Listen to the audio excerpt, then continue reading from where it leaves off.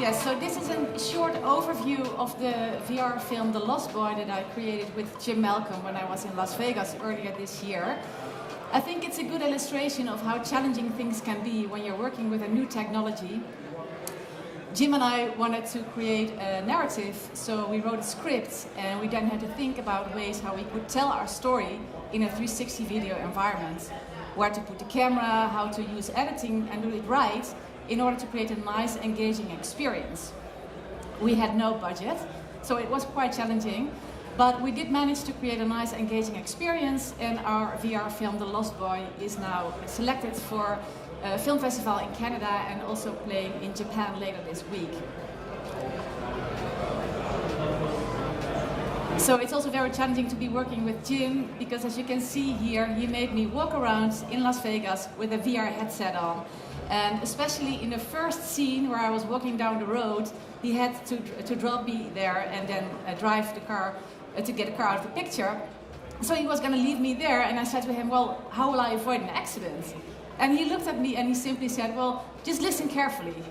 So yes, things can be quite challenging, but in order to create cool, engaging content, you need to take some risks.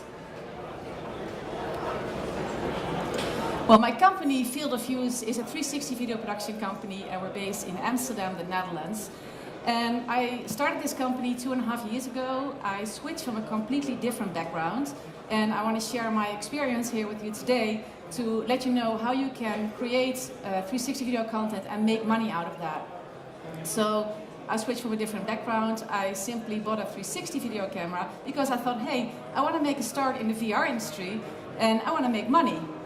So in order to make money, you need to find clients, and I was trying to find a way to find clients in the tourism industry because I love to travel, and I thought 360 videos would be a great way to show off nice locations. And I came up with the idea of helping hotels show off online by grabbing attention with a nice 360 video experience, so they would get more traffic to their website and have more customers book directly with them instead of using companies like Booking.com or Expedia. So I bought a VR headset and I started to visit hotels in Amsterdam, Berlin, London and New York. And I basically walked in with my headset, talked to a manager on the floor, showed them a little 360 video in the headset, and then I asked him if I could record some footage at their hotel. And so I gathered a lot of footage at many different places, and then I had enough footage to start and learn how to create a 360 video tour. So I created some nice tours, and then I went back to the hotels to talk to the marketing manager, and they all loved my videos. This was 2 years ago, and most of the managers had never seen a 360 video in a headset before. So they loved it because it was their location as well. And even though they loved it, I didn't make a single sale. And I couldn't quite get to the bottom of that until I realized that the hotels usually don't really have a very well-formed marketing strategy. So even though they loved the videos, they didn't know how to use it. I continued my journey and I went to the ITB, which is a huge tourism event in Berlin. And that's where I found my first customer. My first customer was a company organizing biking tours in the Netherlands, and they very much liked the ideas of having a 360 video on their website so they could show off what it would be like to be riding a bike in the Netherlands, visiting all those tourist places like the cheese market, see the tulips, see the windmills, see everything. And so we bought our first professional camera, which was the GoPro Explorer, the set with the 6 GoPros. And we had to learn, first of all, we had to learn how to ride a bike with a camera. So we put it on a stick, we put it on a helmet, because they wanted to have the real experience of riding the bike in the 360 view. Then we had to learn how to edit the video, how to deal with stabilizing, synchronizing, color correction, which is quite challenging. And then we had to learn how to translate the message of our company into a 360 video. We learned very much about how important it is to set the expectation right, because of course it's great to create a nice 360 video, but there are also limitations on what you can do, so you really have to show them what they can expect. And last, what we learned was that most of the companies really need tech support in order to use the content online. And that actually changed the direction of my company, where in the beginning we were primarily focused on creating beautiful 360 content. And then we switched more towards advising our customers how they could use the content online, and also advising other companies how to get started with VR content. So this is the rig that we used during filming. Well, we had a very successful first year, and we're very excited to what would be happening next. And everyone was excited with us with the Vive and the Oculus Rift being released. So we were all waiting for the big mass adoption. But as we all know, that didn't happen, right? So let's now talk about the adoption of VR. The adoption of new technologies in general take a certain amount of time and show similar trends with a slow start in the beginning and a steeper curve later on. And if we look at the adoption of VR, we can distinguish 4 different elements that depend on each other and in a healthy industry reinforce each other. So we have brands, we have consumers, we have content, and we have platforms. But if we don't have enough consumers being exposed to VR, then there's no market to tempt for brands to invest in VR content. And if we don't have enough VR content, there's no need for consumers to buy a VR headset. And if we don't have enough consumers with VR headsets, then who is going to invest? Well, we've been hearing a lot about this chicken or the egg scenario. We need one of these things before things can take off. And especially for content creators, there's a feeling of being powerless as long as this impasse hasn't been broken. But luckily, it's not that black and white.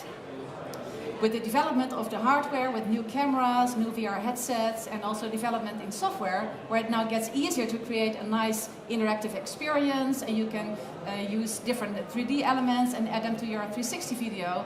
So there's plenty that we can do on the content side to help the industry grow. And even while we're not there yet, we can still make our content available and very valuable for brands. And that's what we've been doing at Field of Use.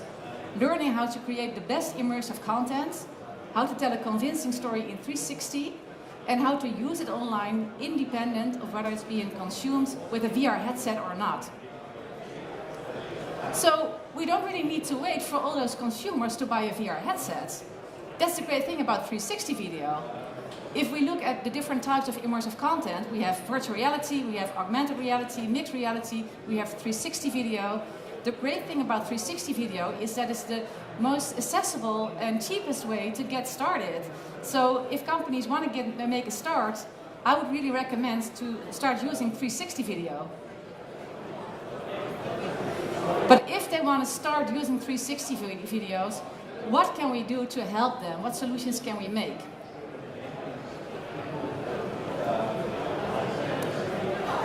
So one of our first clients bought a set of 360 still images, and they wanted to put it on their website. So we sent them the images and we sent them some step-by-step instruction to make it easy for them so they could publish it on their website. And after 3 months I checked their website and still they didn't post the images. So I reached out to them and I learned that they still found it very difficult. So we made this WordPress plugin to make it super easy to publish your 360 still on the website and put a nice layer on top of it with a logo. And as you can see on our website here, you can make it, use it as a link to the video that you can publish on YouTube. So it's so easy for companies to use 360 videos and just embed it on their website like that. Social media is also very important for brands, right? We all know that. Like, whenever I'm giving a presentation, I always love it. There's always someone in the audience secretly snapping a picture of me and then posting it on Twitter and tagging me. Well, brands understand how important that is too. So they want to use all platforms to show off and grab attention and generate traffic to their website. And of course, they can use Facebook and upload their MP4 files to Facebook directly. But what about Instagram and Twitter and LinkedIn? They still don't fully support 360 videos. So we created a flattened version of the 360 contents and use some auto rotations so you can use this video on Twitter, on Instagram, on LinkedIn, and then you can link it to the original file that will maybe be on your website or on YouTube. It's just a way of grabbing attention, and that is what marketing is all about. Grab attention and generate traffic and sell your stuff. And here is another example. So WebVR has become much easier to work with over the past year. So you can create the panel tour that you see here, where you can have a couple of videos linked using hotspots, and you can add information like a link to a website, or you can add a picture. Well, we use WebVR to create this little video. So we had some footage we recorded at Times Square in New York, and then we made a clickable billboard at Times Square. So we simply put a logo on top of the billboard, and you can click on that logo and you get directed to the website of the company. It's just a simple solution, but very effective for brands if they want to have more traffic. So we have these 3 ways, for examples of how you can help brands get started, but in order to convince them, you really need to create really, really cool content, right? Because they really want to distinguish themselves. So our customers have been asking for experiences where you have the camera moving.